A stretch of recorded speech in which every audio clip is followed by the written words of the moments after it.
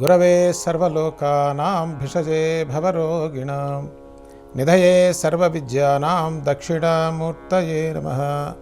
శ్రీ సచ్చిదానంద సమర్థ సద్గురు సాయినాథ్ మహారాజ్ కి జై. జై సాయినాథ్. జీవన సత్యం సాయితత్వం కార్యక్రమానికి స్వాగతం. ఎంత అద్భుతం! మన మహనీయుల యొక్క విద్యా విధానం అసామాన్యం. మన దౌర్భాగ్యం దాన్ని వదిలేసి ఏదో అరకొర వాటికి పరిగెడుతున్నాం. అందుకోసమే జీవితంలో ఇంత దుఃఖం ఉందండి. అందుకోసమే ఈ ఉపన్యాసాలు కానీ, ఈ ప్రవచనాలు కానీ, ఈ సాధనలు కానీ, ఇవన్నీ కూడా దానికోసమే కదా. కాబట్టి కనీసం మనం తెలుసుకోవాల్సింది ఏంటంటే, కృష్ణతత్వం వేరు కాదు, రామతత్వం వేరు కాదు, సాయితత్వం వేరు కాదు. రేపు ఇంకొకళ్ళు కనుక సత్యాన్ని దర్శిస్తే సుబ్బారావు తత్వం ఇంకోటి కాదు. ఈ ముందు పేర్లు తీసేయాలి. దాని తర్వాత ఉన్న తత్వము కామన్గా ఉంది చూసారా, అది సత్యము, ద ట్రూత్. కబీర్ దాస్ జీవితాంతం అద్భుతంగా అసలు చరిత్రలో భూమండలంలో ప్రపంచంలో ఇంతవరకు రెండు వర్గాలు కలిపి అంతం చేయాలనుకున్న ఒకే ఒక మహనీయుడు ఎవరంటే కబీర్ దాస్. ఎందుకంటే అటు ముస్లిమ్స్ని తిట్టాడు, మీరు చేసేటువంటి పనులు ఎందుకు రాట ఆలోస్తున్నాడు, ఆయనకేం వినపడదా చెవుడా అన్నాడు. ఇటు హిందువులకి తిట్టాడు, ఎందుకు మీ ఉపవాసాలు తపవాసాలు దేనిక, భగవంతుడి దగ్గర ఉండదు మనసు, ఎంతసేపు ఉపవాసం దగ్గర నీకు ఉండేది మనసు అంతా ఆహారం మీద కదా, అది ఎవరు చేయమని చెప్పాడు, ఎందుకు పెట్టుకున్నారు ఇవన్నీ అని.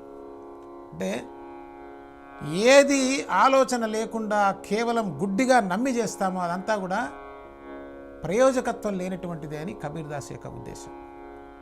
ఆ సత్యాన్ని చెప్తే ఆ ఇద్దరూ కలిసి ఆ కాలంలో ఉన్న రాజుకు రిపోర్ట్ చేస్తారు.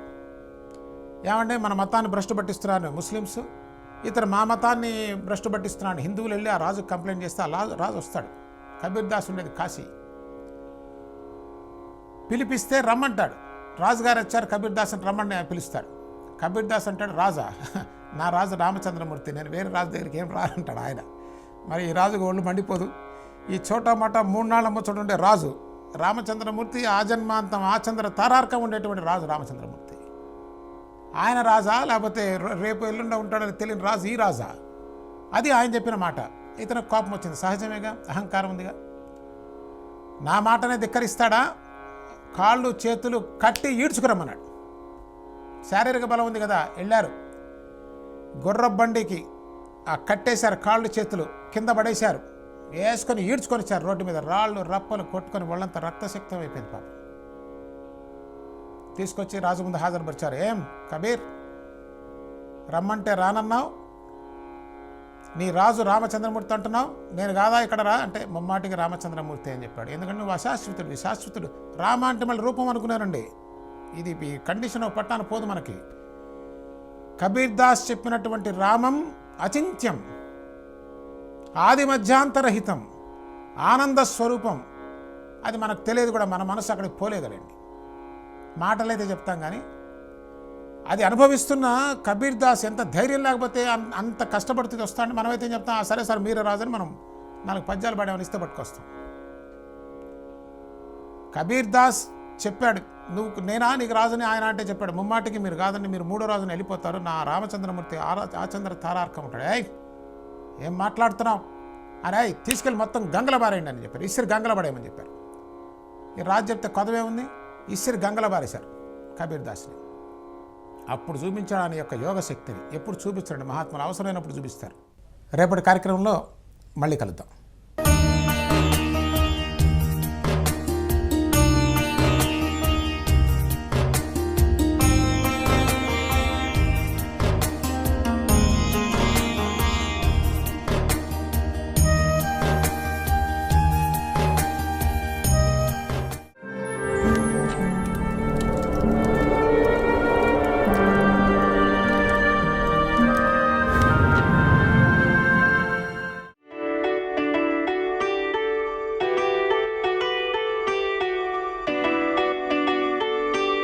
స్వతంత్ర భక్తి యూట్యూబ్ ఛానల్ ని సపోర్ట్ చేయండి.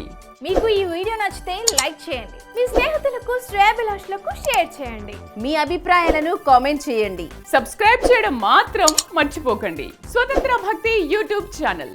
Please like, share and subscribe.